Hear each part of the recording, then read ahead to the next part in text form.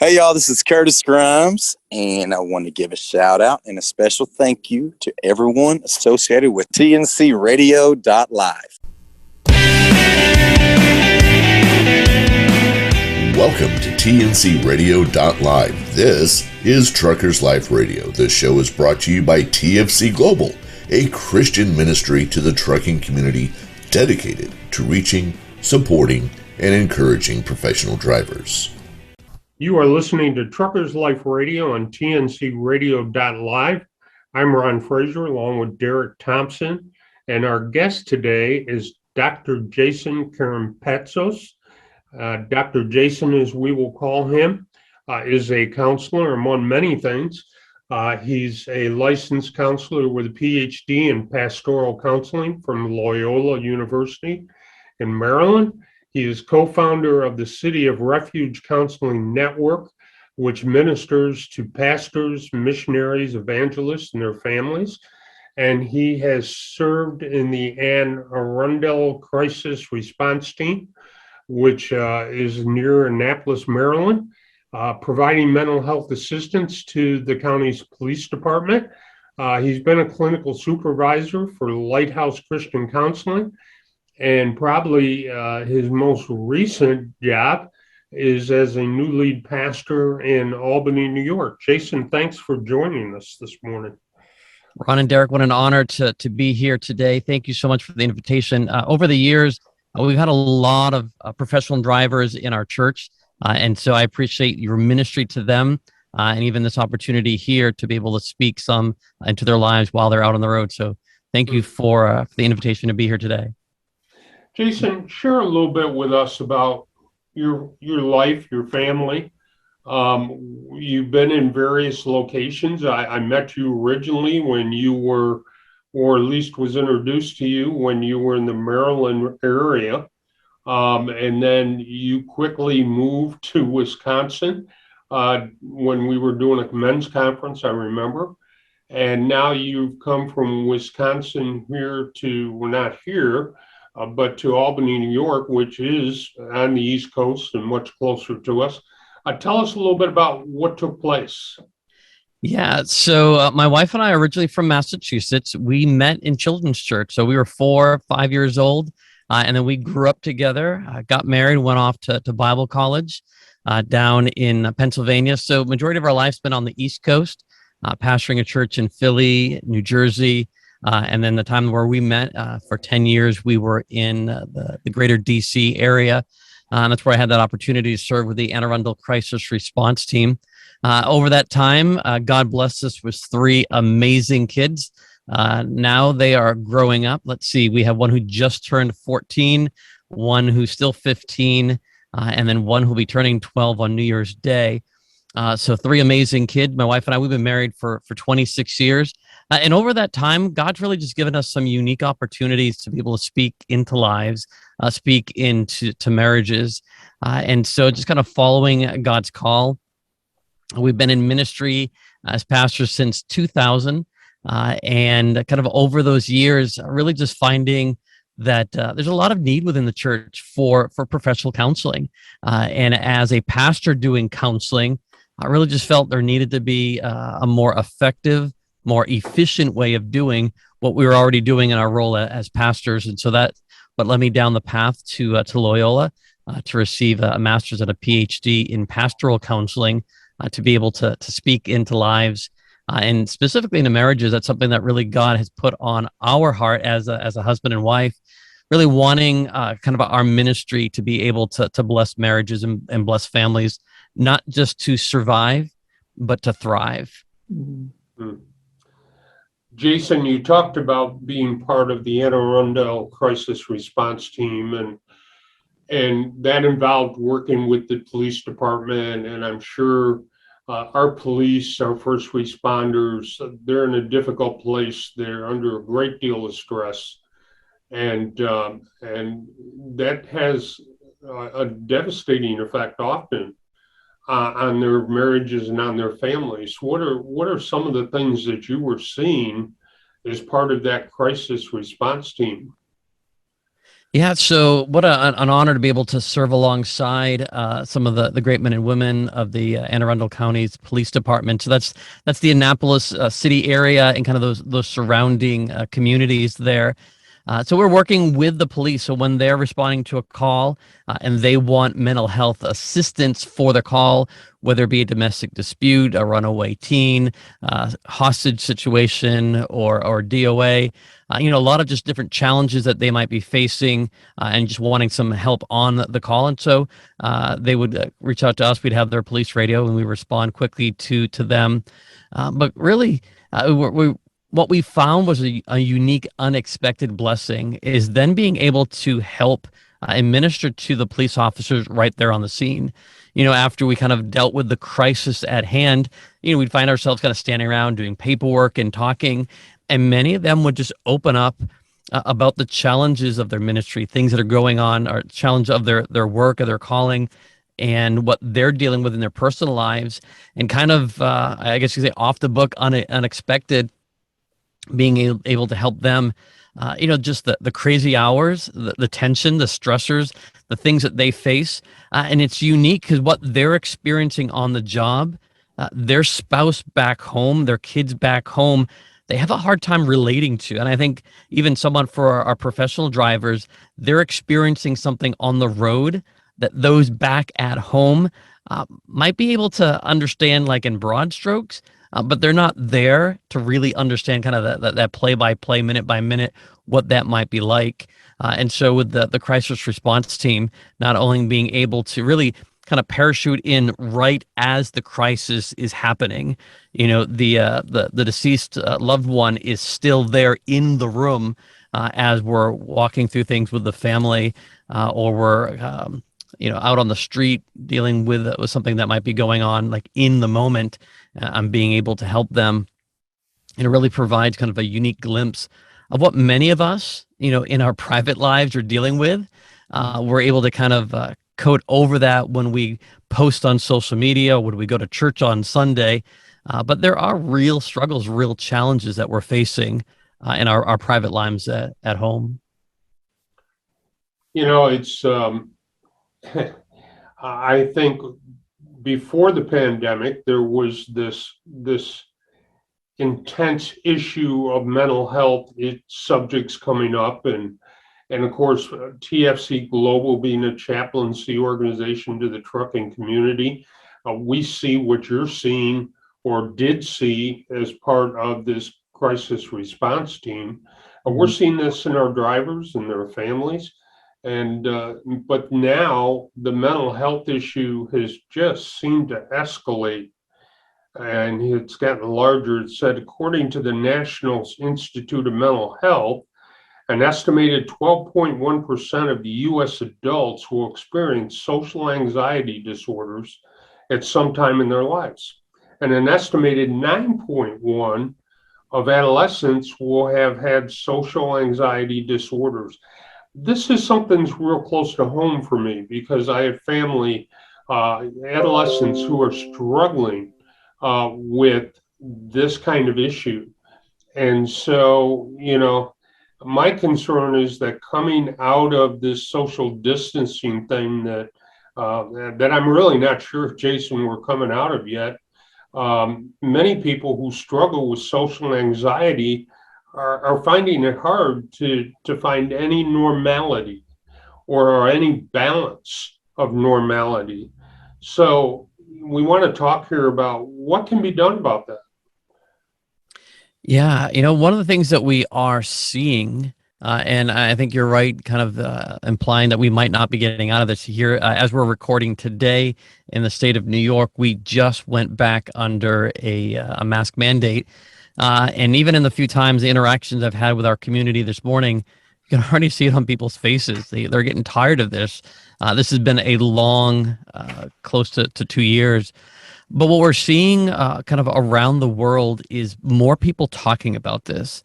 We can see at the Olympics, athletes stepping out from competition to address their mental health. We're seeing it in professional sports. We're seeing it in actors and actresses. We're seeing it with politicians. We're seeing people being more open to talk about it. And so what can we do about it? I think that's giving some kind of permission to also talk about it, not for it to be something that we're ashamed of or something that we hide in our, our closet at home, but something that, quite honestly, we can reach out to loved ones, trusted friends, coworkers, and even reach out to clergy or professional counselors to be able to address something that, quite honestly, it's not unique. It's not just addressing a few people. Almost as a planet, we're walking through things. But even before the pandemic, these were things that were already in our homes, already in our lives, already in our hearts. We just weren't talking about them as freely and as openly as we are now, and as we really need to be.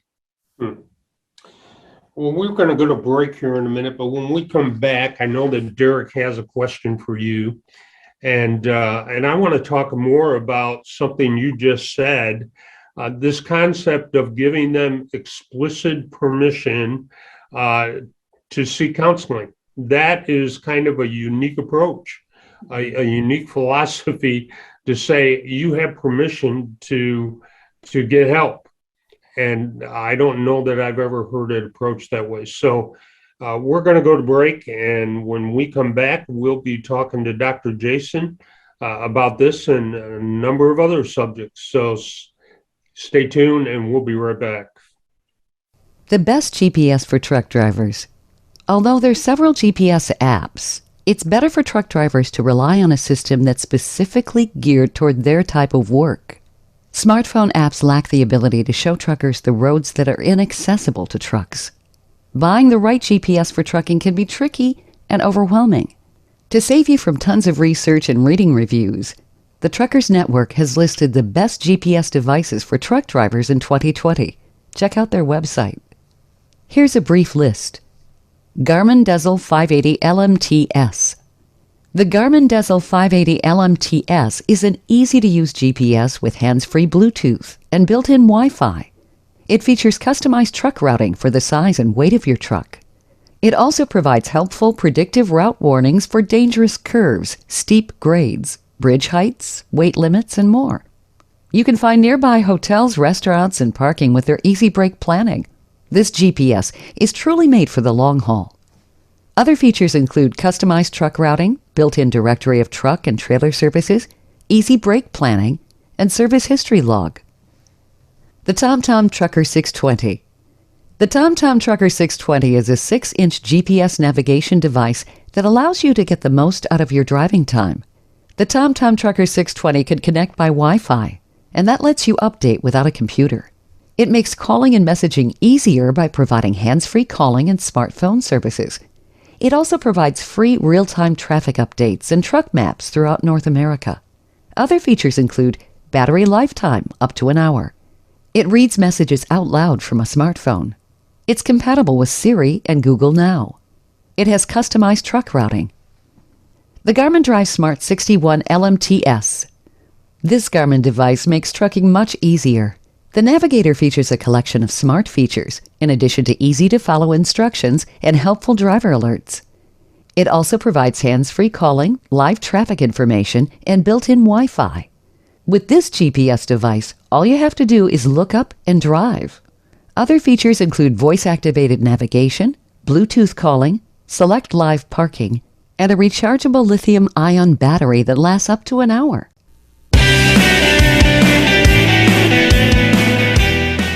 Welcome back. You're listening to Truckers Life Radio right here on TNCRadio.LIVE.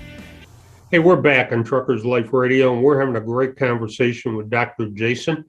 We're talking about the anxiety issue and the struggles that our professional drivers and many people today are having, and how that affects marriages. So, but I know that, Derek, you have a question for Dr. Jason, so shoot away.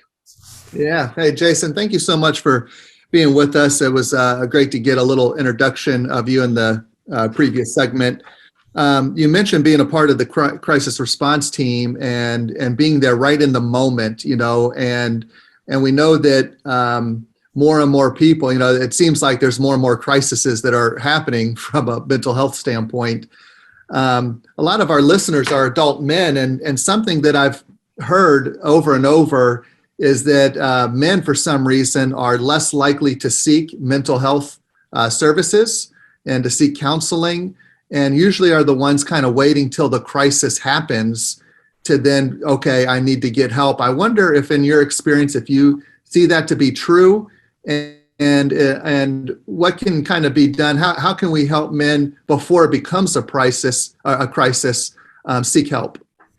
Yeah, Derek, great question. And honestly, that was one of the thoughts behind the founding of the City of Refuge Counseling Network.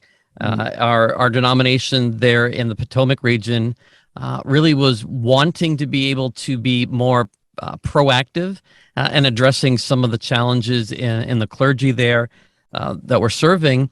And we found, it's one thing, once they kind of crossed that line, once they had, whether it be just kind of a fall down, a burnout, or breakdown, or moral failing, then there's this cleanup process that needs to go through towards restoration. But what if we could meet them preventatively, proactively, when things might be a little bit easier to address? But the challenge there, as you're already kind of referencing, is for those men to reach out and ask for help. Not all clergy are men, but many of them are. So it's kind of that same similar demographic as our professional drivers listening today. And so what we found, we really needed to be very intentional, as we were kind of talking just a moment ago, giving them permission. And so we were speaking at conferences, speaking at church, going to them and just kind of laying out, kind of giving them that invitation and letting them know that there's help that is available. And although I was one of the two co-founders, I thought, hey, this is a great idea, but men will not use it. And thankfully, I was wrong. We were finding guys that were reaching out for help with their marriage, help with their kids, help with some of the struggles or challenges, anxieties that they're walking through, depression. And we're able to address it kind of before it derailed their ministry, before it derailed their life. But really what we found was that key was really getting in front of them. Like, honestly, even this call right here, this podcast is doing for some of our professional drivers out there on the road. And my prayer is that some might be listening to this evening, and they're stopping, they're pausing. So, you know what, maybe I should pick up the phone, reach out to a trusted friend, clergy, or professional counselor, and being able to address some of these things before we wait for them to explode, because that is kind of stereotypically what we might find. And that's one of those things I really appreciate about ministries like Iron Sharpens Iron, how Ron Fraser and I first met. Here's an opportunity for men to choose to spend a day to invest in their relationship with God, which is just humbling to be a part of. And then they choose to be a part of a breakout session to focus in on their marriage. We make it easy. We make it accessible. Like, it's right there for them to go to. And I mean, week after week, coming back from those conferences, I would be humbled just the amount of men standing room only in many of our breakout sessions. They're coming to invest in their marriage because we made it low-hanging fruit. We made it easy. We made it accessible for them. And so for some of our professional drivers and just men in general, being able to kind of demystify it, as they're seeing, again, sports figures and other people who are openly speaking about it, if we can give them those resources and put some of those kind of opportunities right in front of them, I believe, just from experience, I have seen that more men then will take up that as an opportunity to invest before it gets too late. I like the concept of making it accessible for them. And you talked about the conferences and men being willing to come. I guess the whole concept of,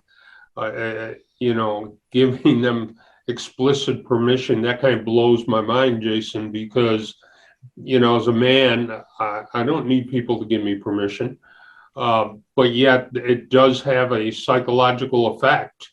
And that really is a unique way to approach this. I wish our churches would be on board. I wish our churches would understand the correlation between that professional driver on the road, and the fact that many of their families are in our churches. And we have a great opportunity to do this kind of ministry, but we don't often look for it. And we don't often not only look for it, but provide an opportunity, provide accessibility, as you said, for them. How can a church come alongside these families and begin to really help minister to them? Yeah, I think it begins again with them being aware of this. That's something over the past 6 years when we were pastoring in the Midwest, having so many professional drivers in our congregation. It really kind of showed this to us, and we needed to learn to kind of adapt. And we recognize that even when, let's say, the husband's on the road, we still have the wife, the mom, children, they are there. And we're not ministering to kind of a broken family or just part of the family. No guilt or shame, because their husband is there out providing for the family out on the road, but being able to minister. And so sometimes family counseling kind of takes a unique approach. Maybe it's meeting with the wife, meeting with mom, and having her come in, maybe meeting with the kids and being able to support them. Certainly not replacing their role as father, as husband, but being able to come alongside and to help make things a little bit easier for them, and being able to talk through, kind of process and walk through some of this. And so that when we are able to meet with the professional driver, whether they're back in town or on the phone, really that flexibility to be able to meet with them, and then being able to kind of help kind of lead the family through some of those challenges that they're uniquely walking through, but even some of those that, quite honestly, in days like today, that many of us are walking through. Jason, you talked about, or we were getting into the subject of communication, and we'll talk a little bit more about this after the break, but what is the biggest issue with communication? What do you find is the most difficult pathway for people to communicate? What's happening? What is blocking that communication pathway that is then causing so much problems in a relationship? Yeah, someone once said something along the lines, and I'll paraphrase here, but one of the greatest challenges with communication is the assumption or the misbelief that it actually took place. Sometimes maybe be a husband and wife, they think they're communicating, or even a father and a child, a teenager perhaps, that they think that they're communicating, like, I've said something, therefore you understand what I'm thinking, what I mean by that. For communication to take place, there needs to be a sender and a receiver. That's communication. But so often what we have is miscommunication. I've said something, but you heard something different. Maybe after the break, we'll talk a little bit more, kind of two key terms that I use in my book, The Elephant in the Marriage: perspective and perception. Where we're coming from, what we think we're seeing, and in communication, it's what we're saying and what we think we might be saying. So often, it's not a matter of men are from Mars and women are from Venus. We're from the same planet. We just need to get on the same page. When I say I'll be home soon, that's what I'm saying. And I know what I mean by that, maybe. But what is my spouse? What are they hearing? What do they think? And so I show up and they're like, you're late. I'm like, no, I told you I'd be home soon. And again, it's just kind of some of those like really simple things. Again, it's that assumption that communication has actually taken place when it hasn't. And so there's some practical things we can do, some practical tools to really help us actually communicate. Again, whether it be with coworkers, with our spouse, with our children, with our friends, being able to make sure that communication is taking place. And then we can see, that trickles into so many other areas of our marriage. People say that the number one things that couples fight about is money, and it's not really money, but it's their communication about money. And I think we'll talk a little bit more about that in just a moment. Good. Well, that we will. We need to go to break, but you've given us such good information that I'm praying our listeners are taking this to heart, and we really want them to know that if they have a problem, they can contact us at TNCRadio.LIVE. We're going to go to break, and we'll be right back. Living life on the road can be exhausting. It's not uncommon for truckers to live inside their truck more than their own home. Other than the essential clothing, hygiene, and sleeping items, here are some items every truck driver needs to make life on the road more pleasant and feel more like home. A seat cushion. Comfort is key when driving for 11 hours each day. Having a seat cushion can help with tailbone and back pain. It's also great for boosting overall mood while driving. A portable stove. Investing in a portable stove is a great way to start eating your favorite meals on the road. Eating the same fast food and gas station food gets old really quick. Before buying a portable cooker, you need to invest in a power inverter. A power inverter allows you to use your vehicle's battery to generate AC that can run many types of electrical devices. Car mount.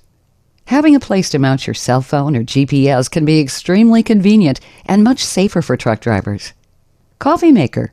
There's nothing quite like a fresh cup of coffee in the morning. Staying awake and alert is crucial for truck drivers.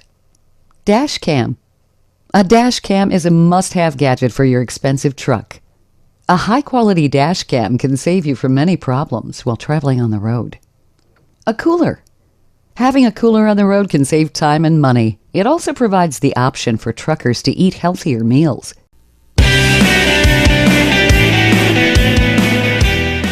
Welcome back. You're listening to Truckers Life Radio right here on TNCRadio.LIVE. Hey, welcome back, Truckers Life Radio. We're talking to Dr. Jason, and before we went to break, we were discussing the concept of people assuming communication has taken place. Jason, you mentioned that there are some practical tools that can be used, to deal with this issue of people thinking I've communicated. I know my wife and I will say to my wife something and she'll say something later, and I know that I have totally missed it in relaying something to her. What are some of these tools, Jason, that you're talking about here? Yeah, some of these basic tools, the two terms that I referenced just before the break, perspective and perception. And so understanding that we all come from a unique perspective. I know, like, even right now, as we're recording this, we're all in different cities, different states, looking at different screens. We have a different point of view. We are literally seeing things differently. And from our literal point of view, from our perspective, then we take in information and it forms a subjective perception. And that subjective perception, that is our reality that we live in and we respond to. And so when we are living in what comes down to it, different realities, then things that might be said, things that might be heard, they don't always line up. And that's really the kind of that ground for miscommunication, arguments, drifting, and tension. And so practically, it's trying to line up our perceptions with real reality. And that's, practical things such as active listening. In my book, The Elephant in the Marriage, I do walk through giving some practical examples, some templates for being able to walk through this, but being able to understand, what is said and what is heard. So right now we're near the Christmas season, and it's funny, we're talking in the car. The kid's like, what do we get, Mom? She said she doesn't want anything, and I'm like, it's a trap.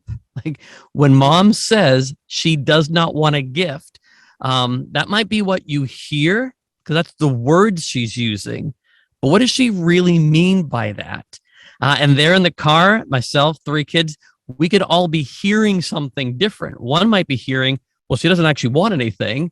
Another one, no, what she wants is for you to know what she wants, and then being able to pick something meaningful. Or maybe you're hearing, oh, she just wants something from us that's meaningful for us. And so some of those practical things, it's asking, what did you mean by that? What I'm hearing you say is, and then being able to be intentional but spending some of that time talking through. In the book, there's pages and pages of some practical things being able to help. But even right now for our listeners, something as simple as spending 30 seconds a day in prayer together. Now, I know for many of our professional drivers, they're on the road, and it's really hard for them to maybe think of what family devotions might look like or spending time. And for those who are spending 0 minutes a day in prayer together, start with 30 seconds. Just 30 seconds, and not using this as time to complain about your spouse or complain about your day and kind of putting in the form of a prayer, but genuinely praying for one another, asking maybe what a need might be or something that they're walking through.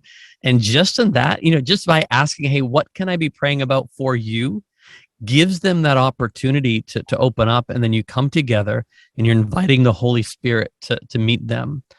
Practical thing is finding some of those resources, whether it be reading a book together, sitting and discussing a Sunday morning sermon together. Again, whether that's face-to-face or over Zoom or over the phone, but being able to find some of those ways. This one's a little bit more complicated, and I go over it in the book, but it's such a powerful thing, is being able to come up with ground rules for fighting.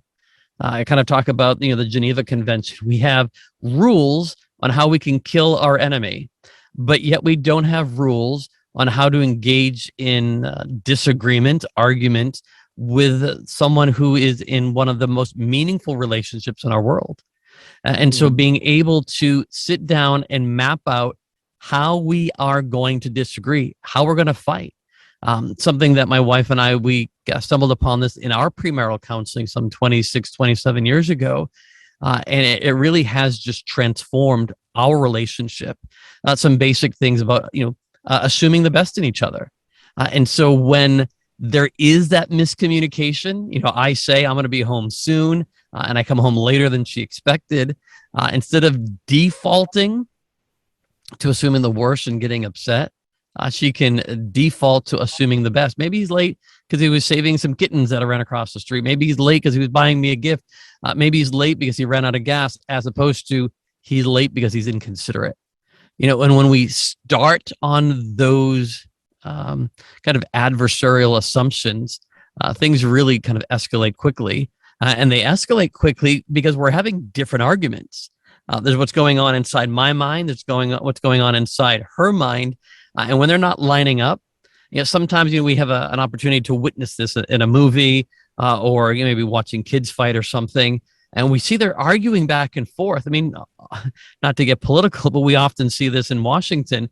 They're arguing about something, but they're having different arguments. Their perspective, their perceptions, they don't even match up. They're not even on the same page. And it's so powerful when we can humbly admit, I don't know if I know what you mean by that. When you say you had a good day, what does good mean to you? And just some of those simple things really invite an opportunity to not just simply survive, but to thrive in our relationships. That's powerful, Jason. Jason, I heard you say that prayer with the family, that's something our professional drivers can do, is while they're on the road to set that time aside when they call their family and they, maybe it's when the kids were heading to the bed, they can just take a little bit of time and pray with them. Something else I heard too, one of our guests about a month ago talked about the idea of having a date night when they're home with their spouse and they just get away. And it's about them. It's not about the work. It's not about anything else. It's their time to communicate. So there are ways for our listeners, and especially our professional drivers, to be able to manage and work with their family in developing a stronger communication base. And I'm sure there's many others that you could share with us.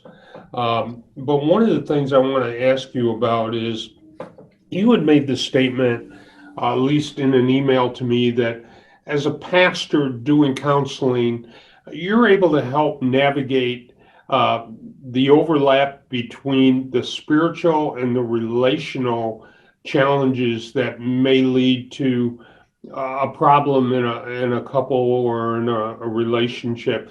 What's it mean, the overlap between the spiritual and the relationship challenges? What is that, Jason?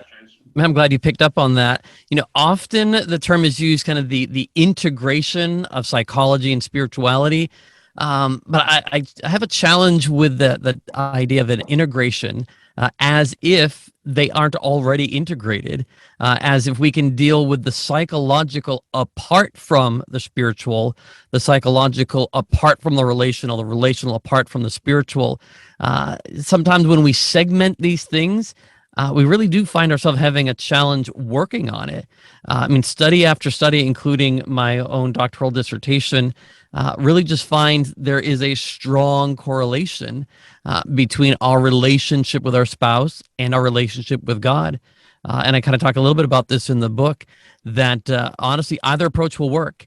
If you're trying to draw closer to your spouse, draw closer to God. As you draw closer to God, you will find yourself drawing closer to your spouse, and it works the inverse way. And so there is an overlap. There is an already integrated component. And that's why praying with your spouse is such a powerful tool, because it really acknowledges both that relationship with your spouse and your relationship with God, as opposed to separating them and dealing with them as if they are kind of discrete entities. There's things, whether in our life we're dealing with our finances and our health. They overlap. We're working really hard, which is taking a toll on our health. There's a connection between these, and there's such a connection between our relationship with God and our relationship with our spouse, and being able to, and I love even the example you gave, those intentional date nights back when my wife and I were in college. Our college campus, it's all brick. And so once a week, we would go out on a no brick date. And so for the whole evening, we could not discuss anything that took place on the college campus. And so we're not talking about school, we're not talking about papers. Really, we're just focusing on our relationship with each other. And even now in ministry, we find those times where we just need to step away and just focus on us, not just the kids, not just what's going on at church, what's going on between the two of us. So we find some of that, again, giving ourselves permission to not talk about those other things so that we can talk about our marriage and our relationship. So cool. Well, we need to go to break again. And so we'll go to break, and we'll ask you guys, to our listeners, to stay tuned. We'll be right back. This blog is brought to you by the Truckers Network at app.thetruckersnetwork.net. 4 simple ways to improve your physical health as a truck driver. Being a truck driver is a rewarding career. However, it's not very rewarding for your physical health. A truck driver's lifestyle makes it difficult for them to be healthy. Because of their lifestyle, truckers are more likely to develop serious health issues like obesity, high blood pressure, diabetes, and more. Although a truck driver's lifestyle doesn't promote healthy living, it doesn't mean that a truck driver cannot be healthy while on the road. There's several ways you can improve your health on the road. Here are 4 things you can start doing today to improve your physical health on the road as a truck driver. Avoid harmful foods. Avoiding unhealthy foods is way harder than it sounds. As a truck driver, your healthy food choices are extremely limited. While it may seem impossible to completely cut out unhealthy foods from your diet, it might be a good idea to cut back. You can start cutting back on unhealthy foods by packing meals in your truck. That way, the next time you get hungry on the road, you can eat a much healthier meal instead of eating greasy, high-calorie fast food. Another way you can start cutting back on unhealthy foods is to make a list of unhealthy items you eat every day and start slowly replacing them with a healthier option. For example, if you drink soda 3 times a day, cut back to 2, then to 1, and then none. Stock up on healthy foods. To live a healthier lifestyle, you have to cut back on heavily processed foods. Unfortunately, a truck driver's diet heavily consists of processed foods. Stocking up on healthy groceries is one of the best ways you can improve your physical health. When grocery shopping before your trip, avoid frozen pre-made meals, sodas, fried foods, chips. Instead, look for whole grain, fruits, veggies, and healthy fats. Start exercising. Exercise is essential to a driver's overall physical and mental health. Truck drivers have to get creative to stay fit while on the road. Finding the time to exercise can be a challenge for truck drivers. Drivers spend up to 11 hours a day on the road. After working all day, exercising may seem like the last thing you want to do, but you'll thank yourself later. Exercising a few times a week will not only improve your physical health, but also mental health. Get a good night's rest. The right amount of sleep is crucial for a truck driver. Lack of sleep can make driving dangerous. A study shows that long-haul truck drivers obtain less sleep than the required amount of alertness on the job. Truckers need a good night's sleep to be fully alert and ready to take on the road the next morning. Truck drivers travel several hundred miles each day. To reach their destination on time, they'll have to prioritize sleep so they can be alert and ready to take on the day. Not only is sleep an important factor for job performance, but it's also important for lowering stress levels and improving your immune system. Now here are some ways to promote better sleep. Turn off electronics an hour before bed. Invest in a good mattress and pillow. Put up curtains in your truck cab. Avoid caffeine before bed. And exercise. This blog was brought to you by the Truckers Network at app.thetruckersnetwork.net.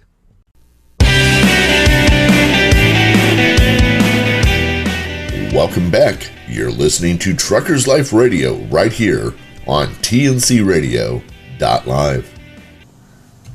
Hey, we're back. This is Ron Fraser along with Derek Thompson, and we're talking to Dr. Jason. And Jason, before we move on with a couple questions here that I have for you, or Derek may have for you, I want to ask you, you mentioned a couple times your book, and I think you said the title of it is The Elephant in the Marriage. Is that correct? That is correct. How would our listeners be able to get a copy of that book? Yeah, I mean, the easiest way is to go right on Amazon.com. You can order it, and then it'll show up at your house a day or two later. But you can go ahead and find it any place that books are sold. Good.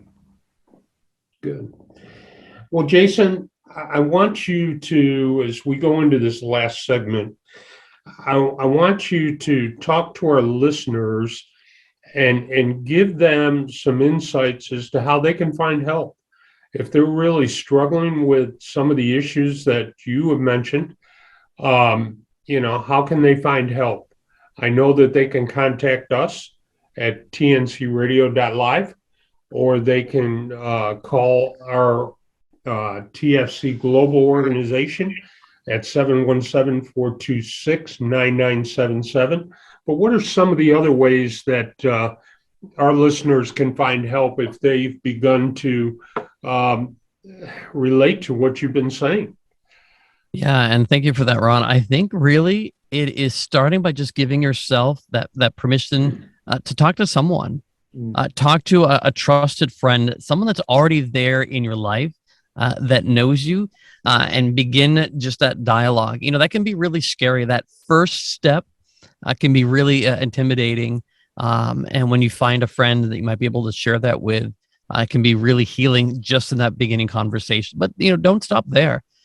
Reach out to your pastor, someone at the church, another trusted couple it might be, and being able to ask, to sit down and to talk through some of these things. So often what happens is, things that begin to really just build up inside. And maybe we have that first quick conversation and it lets off just enough of that pressure, just enough of that steam, just enough of that stress, that then we kind of let it go. I can remember so many times people might call like, Pastor, I need to talk with you. Like there's this urgent need because, they're in that crisis moment. But they get just enough of their problem out in the open, and then they don't really address it. So I really just invite our listeners to not just have one conversation with your pastor, but really ask, hey, can we follow up with this? And recognizing that many pastors have really kind of full plates as they're ministering to a community, but many pastors will have a good relationship with other counselors there in the community. And it's great that now for those who have health insurance, many health insurance will cover your appointments for seeing a counselor, which is really just a tremendous gift. But don't let that be a barrier. There are resources in so many of our communities, and now kind of one of the upsides to COVID, if there's any. But Zoom is so accessible, and there are so many things that were once kind of limited geographically, but now we can reach out and we can find some help. So don't suffer in silence. Don't hold it in. Don't just keep it to yourself. Don't just sit here listening to this. So yeah, maybe I should talk to someone. At the end of this podcast, or even hit pause right now. Go ahead and reach out to someone. Schedule an appointment. Sit down and be open about what you're walking through. Yeah, Jason, that's so prevalent for, I think, our listeners. And it makes me think of, when you talk about don't hold things in. And for our drivers, one of the things we can hold in is secondary trauma. You were talking about police as well, and the experiences they have, and how they experience secondary trauma, things that are really traumatic, and we don't know how to talk about those things. And so what we do is just kind of, I'm just going to bottle that one up, and we see something else and we bottle that up, and how that can negatively influence or affect our mental health. I wonder if for our drivers who, are on the road, they're seeing so many different things, you don't even know what you should be talking about. Are there some pointers you can give to what is important to be able to talk about in terms of, again, secondary trauma? Yeah, I think that's such a great point, recognizing that everything we experience, it goes into our heart, goes into our soul, and we've got this reservoir that we're collecting those things. And if there is stress that is going in, there needs to be a way for stress to go out. And sometimes it goes out simply because it bubbles over. If we find ourselves, it might be the type to explode from time to time, and we get just enough of that out. But being able to find intentional ways, even with the busy schedule, even with the schedule being on the road, finding intentional ways to siphon some of that off, whether it be a hobby or healthy outlets. Sometimes our outlets, they're not healthy, and they create additional challenges kind of within us. But finding healthy outlets, healthy ways to be able to limit that and let that off, because they're filling us up. One way to recognize is when we are reacting to something that is not proportionate to the event. We get cut off in traffic and we blow up. Maybe we make a phone call and it gets dropped and we explode, or whatever it might be. When there's something that we're reacting more than we logically understand that we should, that should be an indicator that there's kind of a thing beneath the thing. When we come home and we find that there's toys in the front yard, or the checking account is overdrawn, and we're finding ourselves really reacting, stop and ask ourselves, what's the thing beneath the thing? What am I really responding to? And so often these things just build up in that reservoir, that we're reacting on Monday to something that happened on Saturday, or honestly, we're reacting in December to something that happened in June. There's just this lag with all these things that are going. And the more that we're able to understand, and I'm not just talking about navel gazing, but to truly understand ourselves, like really what's going on. What are we feeding ourselves with? What's really going on in our hearts and our lives and our relationships, so that we can be responding appropriately to what's actually happening right then and right there. I listen to this and I think, Jason, that so much of this can be a pride issue. We can know we have a problem. We can know we have an issue with our family, our wife, our children. And yet, as men, our pride doesn't let us break down and say, okay, I need to do something about this. And so that's a challenge.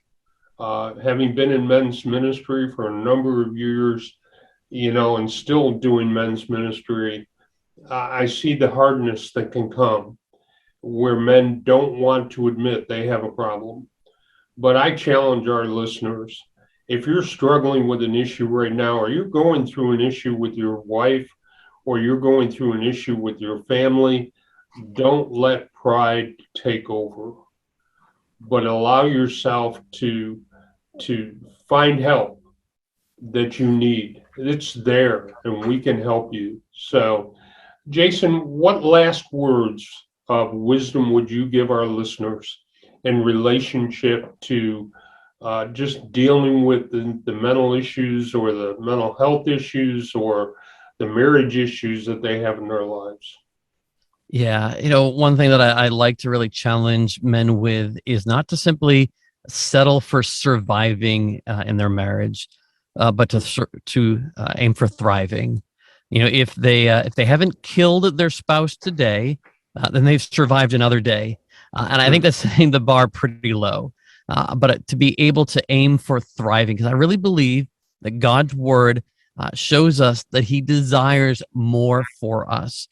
Martin Luther had a quote, and I'll kind of briefly paraphrase, for us to be men, that when we leave the home, that our wife is sorry to see us go and happy to see us return. And I know that so many aren't experiencing that. When they leave, it's like good riddance, because that's been a stressful few days. And when they come back, it's like, oh, now we got to deal with that thing we didn't deal with before. But we can shift that, so that when you're on the road, that you want to get home because you miss your family, and your family wants you to get home because they miss you. And I think being able to more accurately align our perceptions, it really helps us to be able to mitigate some of those challenges. Yes, there's still going to be challenges in the world. They're still going to be there, but we don't need to let those be barriers in our relationship. And so really it's that invitation to not just settle for surviving, but to really take some intentional steps to thrive. Well, Jason, our time is about run out, but I do want to thank you for being with us. There are just so many more questions. We'll have to have you back that we could deal with and talk about, but we so appreciate what you have done and are doing, and what you are sharing with us and with our listeners. We just thank you for spending time with us tonight on this show. My pleasure. And Ron and Derek, thank you so much for this ongoing ministry for professional drivers and those out there on the road. It's a blessing to know that you guys are out there doing what you're doing. So thank you. Yeah. Thank you, Jason.